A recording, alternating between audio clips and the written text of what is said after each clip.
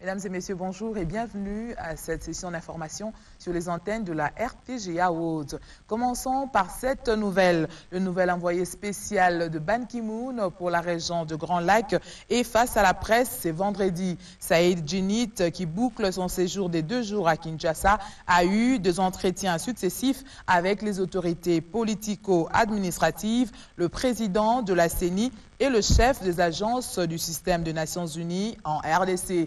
La tournée du diplomate onusiens dans le Grand Lac porte entre autres sur l'application des recommandations de l'accord cadre d'Addis Abeba par les États signataires. La sécurité dans la région de Grand Lac et le processus de désarmement des forces négatives, ce sont là, entre autres, le point échangé entre Saïd Djinnit et Matata Ponyo. Le représentant spécial du secrétaire général des Nations Unies a aussi présenté ses nouvelles fonctions au chef du gouvernement. Matata Ponyo a également présidé une réunion sur la sécurité dans la ville de Kinshasa. Les détails dans ce reportage de Bibi Mouzeke Matete.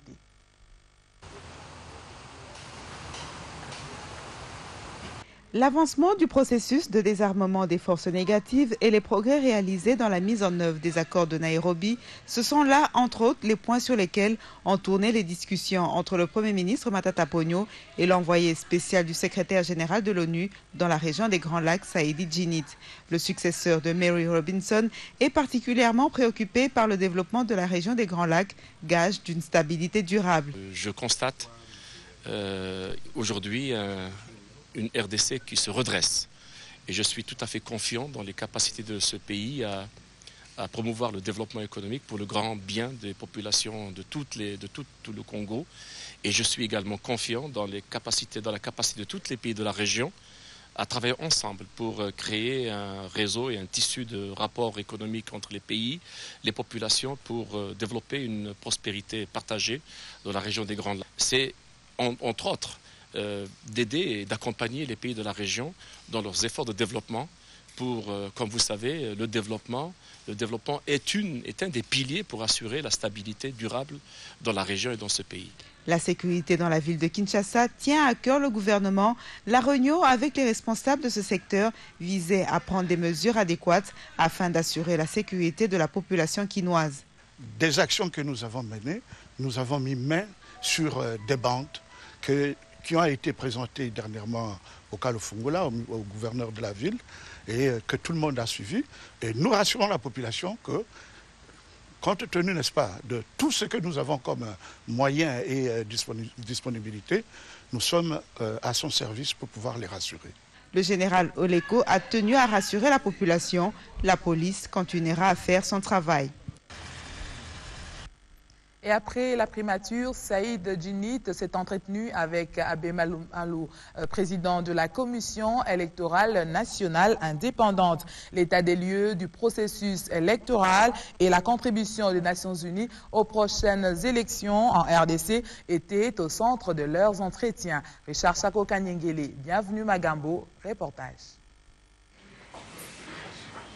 Tout au long des échanges, M. Djinnit a réitéré l'engagement des Nations Unies à soutenir les efforts de stabilisation de la RDC et de poursuivre les efforts jadis déployés par son prédécesseur, Mme Mary Robinson. Il a apporté les encouragements des Nations Unies au regard des défis logistiques énormes qui se présentent au processus électoral congolais.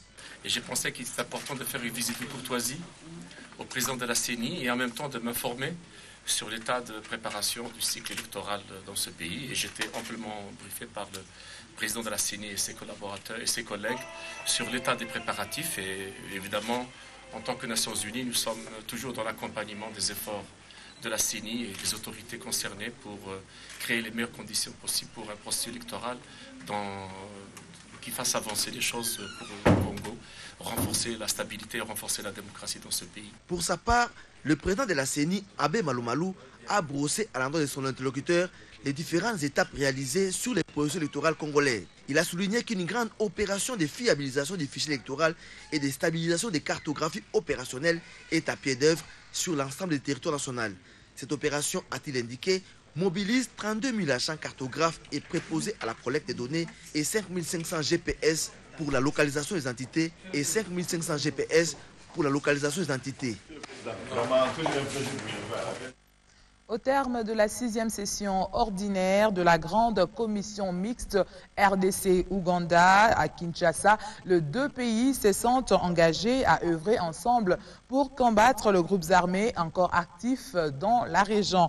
Kampala et Kinshasa se sont également mis d'accord pour renforcer leur coopération.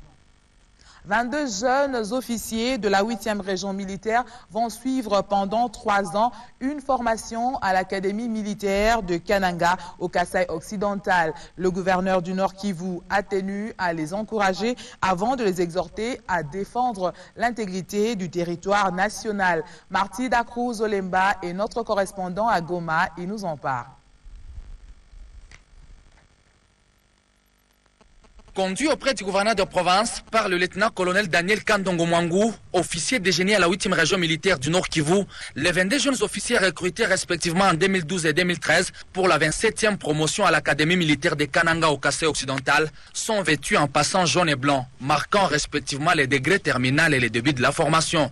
Très fiers de servir sous les drapeaux dans les perspectives de bâtir une armée dissuasive capable de défendre l'intégrité du territoire national, Pierre Diesel Lusumba, chef de peloton, demande aux autres d'emboîter les pas, car vouloir ses pouvoirs. Devant ses académiciens, l'autorité provinciale du Nord Kivu a réaffirmé la montée en puissance des forces armées de la RDC sous l'impulsion du chef de l'État Joseph Kabila Kabange. Vous appartenez désormais au FRDC, bannissez toute idée localiste, a martelé Julien Paluku Kaongia avant de saluer le dernier mariage entre la population et l'armée pour faire échec aux forces du mal, cas du M23 et des ADF. Vous ferez partie aussi des Congolais qu'on verra plus tard ailleurs pour faire la fierté de notre pays. Le Nord Kivu est en train de contribuer efficacement à l'armée de demain. Dès que vous êtes des militaires, vous n'appartenez plus à votre province, vous êtes des militaires de la République démocratique du Congo. Parce que vous êtes appelés à défendre l'intégrité du territoire national et non pas l'intégrité de vos provinces. Donc moi je soutiens tellement l'armée. Pendant toute la guerre ici, nous avons conjugué avec l'armée pour arriver à cette réussite. Soulignons que cette formation de 3 ans à l'Académie militaire moderne est censée être couronnée au grade de sous-lieutenant d'infanterie basée sur les filières relatives aux sciences sociales militaires ou sciences appliquées militaires. Marty Dacruz Olemba, Goma, RTGA. La lutte contre la fièvre hémorragique d'Ebola qui sévit à Djera à l'Équateur continue de faire parler d'elle. Le gouvernement vient à cet effet de disponibiliser une enveloppe de 500 000 $ américains.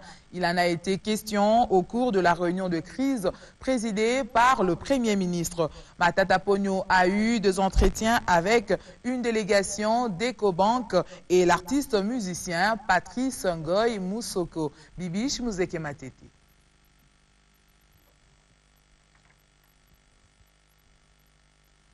Nous y reviendrons dans notre prochaine édition. 7 nouveaux cas d'Ebola ont été détectés à Djera, dans les nord de l'Équateur. Pour le ministre de la Santé, Félix Kabange, l'information a été confirmée après analyse en laboratoire, ce qui porte à 13 le nombre de personnes affectées par le virus Ebola dans ces coins de l'Équateur. Kabange Numbi a rassuré que le virus est bel et bien contenu à Djera. En Belgique, un médecin de l'ONG Médecins sans frontières a été mis en quarantaine pour avoir présenté les symptômes de la fièvre Ebola. Il revenait de l'Afrique de l'Ouest.